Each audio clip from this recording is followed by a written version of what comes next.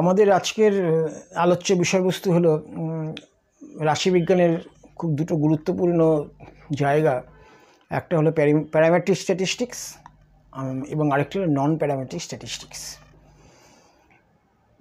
Education বা sociology বা এই ধরনের যে সমস্ত বিষয়বস্তুগুলো আছে, সেই সমস্ত বিষয়বস্তুতে যখন আমরা কোনো জিনিসকে স্ট্যাটিস্টিক্যাল মেজারমেন্টের মধ্যে নিতে চাই, সেই নিতে চাওয়ার আগে কতগুলো কিন্তু পর্যায় থাকে, কতগুলো স্টেপস থাকে, কতগুলো ধাপ থাকে, যে ধাপগুলোর মধ্য দিয়ে আমরা কিন্তু একটা স্ট্যাটিস্টিক্যাল মেজারমেন্টের মতো জায়গায় পৌঁছই সেটা আর কি। সুতরাং যদি ধরে নিই প্যারামেট্রিক স্ট্যাটিস্টিক্স এর এই প্রেক্ষাপটটা কী আর কি। প্রেক্ষাপটের ক্ষেত্রে আমরা দেখব যে আমরা সাধারণত এডুকেশনাল স্ট্যাটিস্টিক্সের ক্ষেত্রে আমরা কী করি, ডেটা কালেকশন করি। ডেটা কালেকশন কীভাবে করি? আমরা কোনো একটা প্রশ্নপত্রের মাধ্যমে, কোশ্চেনারের মাধ্যমে, কোনো টেস্টের মাধ্যমে, বিভিন্ন রকম পন্থা পদ্ধতি আছে ফর কালেকশন অফ ডেটা। হলো তো? এবার আমি মনে করা যাক যে কোনো একটি স্ট্যাটিস্টিক্যাল এরকম একটা জায়গা আমি ব্যবহার করব, এবং ধরা যাক আমার বিষয়বস্তুটা হলো এইটা যে কোনো একটি ক্লাস 8, 9 বা 10 কোনো একটি পার্টিকুলার গ্রেড লার্নার্স যারা আছে, একটা পার্টিকুলার গ্রেডে তাদের আমরা টেস্ট অ্যাংজাইটি বার করতে চাই। এবং হলোটাকে কোনো ধরা যাক যে শুধু ক্লাস 8-এর আমরা 400 বা 600 বা 800 আমরা এইরকম আমরা তার দুটি তথ্য সেখান থেকে আমরা সংগ্রহ করে নিলাম। একটি হচ্ছে তার কোশ্চেনের প্রয়োগের মধ্য দিয়ে, একটি হলো তার এইরকম টেস্ট অ্যাংজাইটি প্রশ্ন অ্যাপ্লাই করলাম গ্রাম শহর বয়েজ গার্লস তাদের মধ্যে করে ডেটা কালেকশন করে নিলাম, ফর এক্সাম্পল 400 স্যাম্পলের মধ্যে আর কি। এবং একই রকমভাবে আমরা যদি তাদের যে অ্যাচিভমেন্ট, তাদের কত অ্যাচিভমেন্টের টেস্ট নিয়েও আমি নিতে পারি। আবার তাদের যদি আমরা কোনো একটা পেপার বা এই ধরনের কোনো একটা কাজ করতে চাই, পাশাপাশি আমরা কোনো একটা তাদের সর্বশেষ তারা যেটা কোনো একটা পরীক্ষাতে তারা যে স্কোর করেছে সেরকম একটা স্কোরও ডাইরেক্ট নিয়ে আমরা করতে পারি, যদিও ইট শুড বি স্ট্যান্ডার্ডাইজড কোশ্চেনার নিলে ভালো হয়। তাহলে এরকম দুটি সেট অফ স্কোর্স আমাদের কাছে মনে করা যাক আছে। এবার প্রশ্ন হচ্ছে, এটা তো কালেকশন অফ ডেটা, টুলস আমি তৈরি করে ফেলেছি, ডেটা কালেক্টেড। প্রশ্ন হচ্ছে এবার how do we analyse the data, তাই না? ডেটাটা অ্যানালাইজ করবো কী করে? How do we interpret the data? এবার এই অ্যানালিসিস বা ইন্টারপ্রিটেশনের পর্যায়ে যখন আমরা এলাম, তখন কিন্তু আমাকে ভাবতে হবে যে how can we manipulate the data into a statistical technique. একটা স্ট্যাটিস্টিক্যাল টেকনিকের মধ্যে ঢুকবো, ডেটাগুলোকে সঙ্গে নিয়ে আর কি। এবার কোন পদ্ধতির মধ্যে আমরা যাব?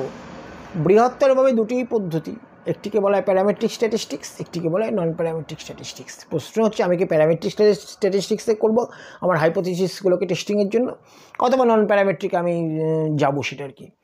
এবার তার সেই পূর্ব শর্তগুলোকে আমাকে জেনে নিতে হচ্ছে। নাম্বার 1, যদি প্যারামেট্রিক স্ট্যাটিস্টিক্স করি, এর প্রথম শর্ত হলো যেটা হচ্ছে যে ডেটাগুলি আমি কালেকশান করেছি that will be normally distributed, that is the first condition. Normal distribution ছাড়া কখনোই প্যারামেট্রিক স্ট্যাটিস্টিক্স হবে না সেটা আর কি।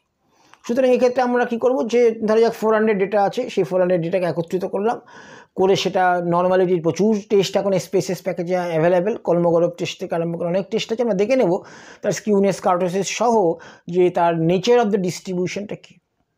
যে মুহূর্তে আমি জেনে গেলাম nature of the distribution normal distributed, সেক্ষেত্রে কিন্তু আমার প্রাথমিক রিয়াকশান কিন্তু আমি কিন্তু ইচ্ছে করলে প্যারামেট্রিক স্ট্যাটিস্টিক্সের মধ্যে আমি অগ্রসর হতে পারি।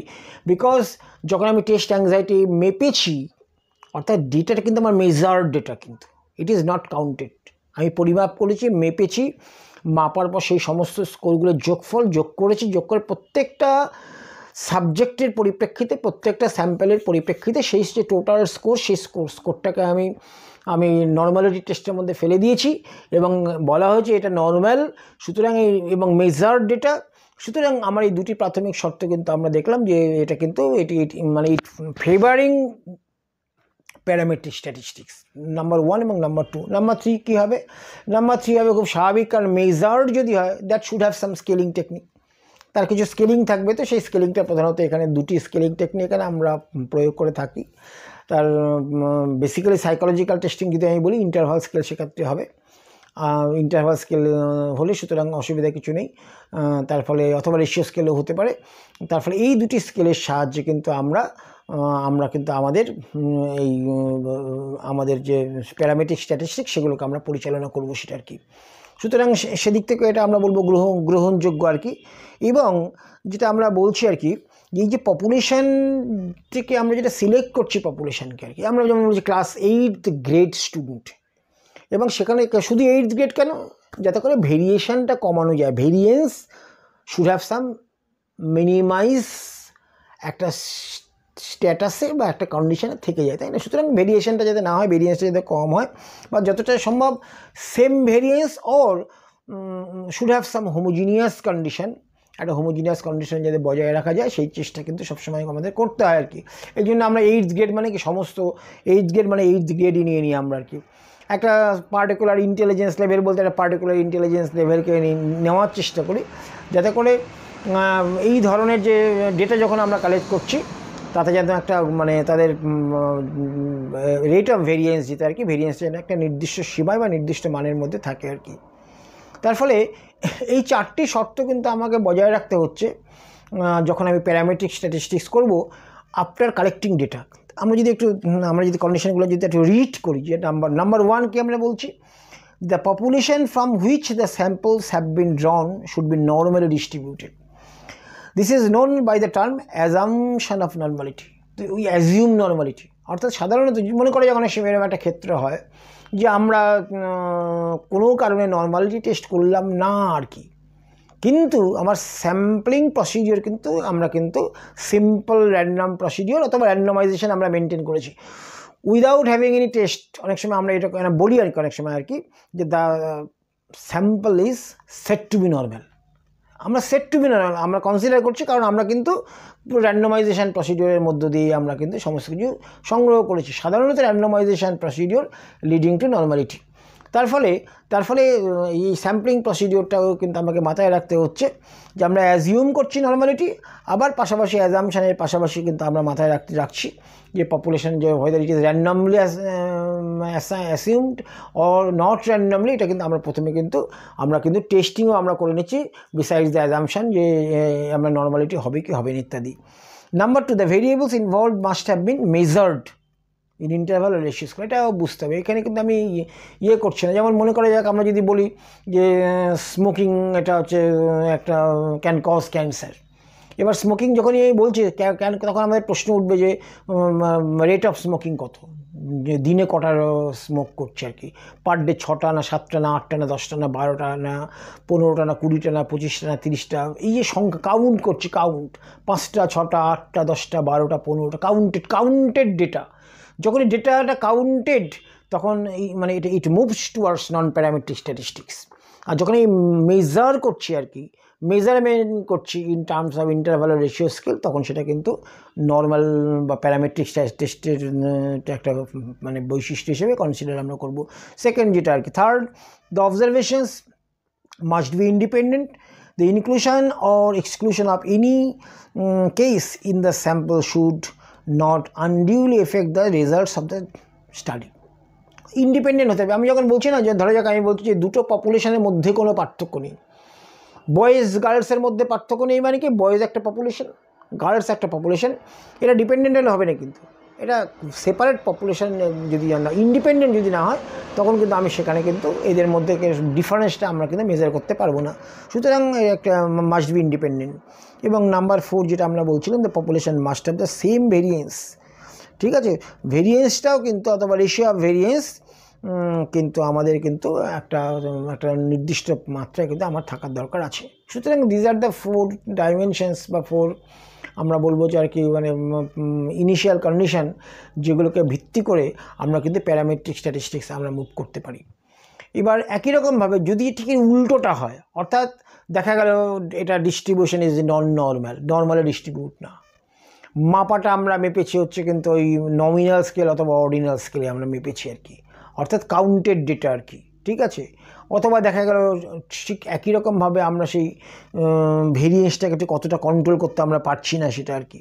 ঠিক আছে, তখন সেই সমস্ত ক্ষেত্রে কিন্তু আমরা নন প্যারামেট্রিক স্ট্যাটিস্টিক্সের দিকে আমরা মুভ করবো আর কি, ঠিক আছে। সুতরাং that is how we can differentiate. সুতরাং ডেটা কালেকশন আমরা করে ফেললাম, করার পর আমরা কোন পথে পরিচালিত হবে সেটা কিন্তু এইটার উপরে আমরা নির্ভর করছি। সুতরাং আমরা যদি এটাকে সামারাইজ করার চেষ্টা করি কী পাবো, যে আমরা দেখব যে whether do we have the assumption, যদি আমরা অ্যাজিউম করি আর কি লিডিং টু হাইপোথেটিক্যাল কনসিডারেশন, এটা নিঃসন্দেহে কিন্তু parametric statistics. If there is no assumption, moving towards non parametric statistics. আমরা যদি বলি এটা guided by what central tendency, এবার that is guided by either mean অথবা মিডিয়ান অথবা মোড, এটা কিন্তু আমরা বলবো অনেকটাই কিন্তু সেন্ট্রাল টেন্ডেন্সি ভ্যালু দিয়ে পরিচালিত হচ্ছে, বেস্ট অন মিন আর কি, মিন ভ্যালু দিয়ে আর কি। আমরা অনেক সময় বলি না যে বয়েজদের যে ইন্টেলিজেন্স কোর্স, তার মিনের মধ্যে মিন ভ্যালুকে যদি বেস করে আমরা ডিফারেন্সিয়েট করি, there is no difference in terms of mean value. তাহলে এটা অনেকটাই মিনের ডিফারেন্সের উপর দাঁড়িয়ে আছে। আর নন প্যারামেট্রিক স্ট্যাটিস্টিক্স কিন্তু বেস্ট অন মিডিয়ান ভ্যালু। অনেক সময় আমরা বলি না যে মিডিয়ানটা হচ্ছে 70, তাহলে 70-এর উপরে কতজন পেলো, 70-এর নিচে কতজন পেলো, এটা আমরা আবার কাউন্ট করছি কিন্তু। আমরা দেখেছি যে কাই স্কোয়ার টেস্টের পাশাপাশি উইলকক্সিনাস টেস্ট বা যেটাকে আমরা খুব পপুলারলি মিডিয়ান টেস্ট বলি, এগুলো কিন্তু সবই কিন্তু নন প্যারামেট্রিক স্ট্যাটিস্টিক্সের মধ্যে পড়ছে। এবং একই রকমভাবে যদি আমরা কোরিলেশন করতে চাই দুটো পপুলেশনের মধ্যে, সেক্ষেত্রে কোরিলেশনটা কিন্তু পিয়ারসন কোরিলেশন হবে যদি আমরা প্যারামেট্রিক স্ট্যাটিস্টিক্সে যাই। এবং একই রকমভাবে তোমার আমরা বলবো যে পিয়ারসন হবে, এবং স্পিয়ারম্যান অর্থাৎ যেটাকে র্যাঙ্ক ডিফারেন্স যেটাকে আমরা বলি, অর্থাৎ যেখানে কাউন্টিং করছি সেটা কিন্তু হবে নন প্যারামেট্রিক স্ট্যাটিস্টিক্সের মধ্যে আর কি। আর নর্মালিটির ক্ষেত্রে আমরা বলি যে এসেনশিয়ালি নর্মালি ডিস্ট্রিবিউটেড, আর এটা কিন্তু সেই ধরনের কোনো বাধ্যকতা নন নর্মাল এবং অনেকটা ডিসক্রিয়েট ডেটা, যেটা বিচ্ছিন্ন ডেটাগুলো কিছু বিচ্ছিন্নের কোনো সমস্যা নেই আর কি। সুতরাং এখানে পপুলেশনটাকে আমাকে নোন হতে হচ্ছে, পপুলেশন আমার জানা ক্যারেক্টার হতে হচ্ছে। এখানে পপুলেশন সম্পর্কে সেরকম কোনো কনসেপশন না থাকলেও হবে আর কি। স্কেলিংয়ের মধ্যে আমরা ইন্টারভ্যাল এসে এখানে আমরা বলেছি যে in case of parametric statistics we are preferring বা essentially it is interval and ratio scale. আর যখন আমরা নন প্যারামেট্রিক স্ট্যাটে যাব তখন সেটা কিন্তু নমিনাল স্কেলে, সেখানে আমাদের কিন্তু বা অর্ডিনাল স্কেলে আমাদের কিন্তু কোনো অসুবিধা নেই সেটা আর কি। আর ভেরিয়েশনের ক্ষেত্রে এটা ভেরিয়েবলসের ক্ষেত্রে আমরা যেটা দেখব যে এখানে অনেকটাই অ্যাপ্লিকেশন অফ ভেরিয়েবলস এখানে আমরা দেখছি, আর ওখানে কিন্তু আমরা অ্যাট্রিবিউটগুলোকে আমরা কনসিডার করছি নন প্যারামেট্রিক স্ট্যাটিস্টিক্সের ক্ষেত্রে। সুতরাং এরকমভাবে আমরা একটা সামারাইজড ফর্মে আমরা বলতেই পারি যে প্যারামেট্রিক স্ট্যাটিস্টিক্স এবং non parametric statistics after collection of data, আমরা যখন ডেটাগুলোকে ম্যানিপুলেট করছি, ডেটাগুলোকে অর্গানাইজ করছি, তখন আমরা কিন্তু আইদার আমাকে প্যারামেট্রিক স্ট্যাটের ইয়েতে নিতে হচ্ছে, সেটা টি টেস্ট হতে পারে, সেটা অ্যানোভা হতে পারে, সেটা কোভ্যারিয়েন্স হতে পারে, অনেক কিছু হতে পারে। আবার একই রকমভাবে নন প্যারামেট্রিক স্ট্যাটিস্টিক্সে আমরা মুভ করতে পারি, এবং সেখানে আমরা বলবো যে সেটা কাই স্কোয়ার হতে পারে, সেটা উইলকক্সিন টেস্ট হতে পারে, সেটা মিডিয়ান টেস্ট হতে পারে ইত্যাদি আর কি। সুতরাং এটা আমাদের স্ট্যাটের একটা বৃহত্তর ক্ষেত্র, এবং এটা আমরা কিন্তু পরবর্তীকালে ডিটেলস আমাদের প্রত্যেকটাকে ধরে ধরে আলোচনা করলে তখন আমাদের এই সম্পর্কে ধারণা স্পষ্ট হবে। তবে মাথায় রাখতে হবে এটা যে স্ট্যাটিস্টিক্সে কিন্তু অনেক সময় কিন্তু না বলে কোনো কথা হয় না। ধরা যাক আমি একটা জিনিস মেজার করে ফেলেছি প্যারামেট্রিক স্ট্যাটিস্টিক্সে,